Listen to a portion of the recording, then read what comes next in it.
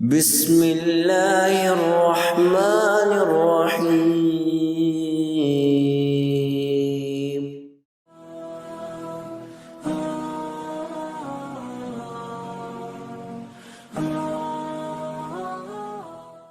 درختوں کا سردار درخت، باغیچے کا بادشاہ، باغات کی زینت، کھجور کا درخت وہ درخت ہے جو صرف مسلمان ملکوں اور علاقوں میں پایا جاتا ہے۔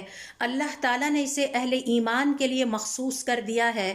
کھجور بہترین خوراک ہے، یہ بیماری کو دور کرتی ہے، پھل بھی ہے، غذا بھی، دوا بھی اور حلوہ بھی۔ اللہ نے اسے زندگی کی رونق بنایا ہے اور تجارت اور کاروبار کا ذریعہ بھی۔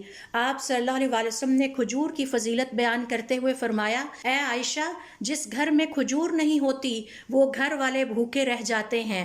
صحابہ کرام رضوان اللہ علیہم اجمعین سفر و حضر میں حتیٰ کہ جہاد کے موقع پر بھی کھجوریں اپنے ساتھ غذا کے طور پر رکھتے اور کہا کرتے، یہ وہ پھل ہے جو انسانی جسم کی ہر ضرورت کو اللہ کے حکم سے پوری کرتا ہے۔ کھجور حضرت مریم علیہ السلام کی خوراک بھی بنی۔ ابو حاتم السجستانی رحمۃ اللہ علیہ اپنی کتاب النخل میں لکھتے ہیں، کھجور کا تنا بلند ترین اور مضبوط ترین ہوتا ہے۔ یہی وجہ ہے کہ فرعون نے جب جادوگروں کو موت کی سزا دینے کا ارادہ کیا تو انہیں کھجور کے تنوں پر لٹکا کر سزا دی۔ امام شابی رحمۃ اللہ علیہ کے پاس ان کے دوست آئے، دونوں کے درمیان گپ شپ ہونے لگی۔ دوست نے مطالبہ کیا، اے میرے پیارے دوست، مجھے کچھ کھلائیے۔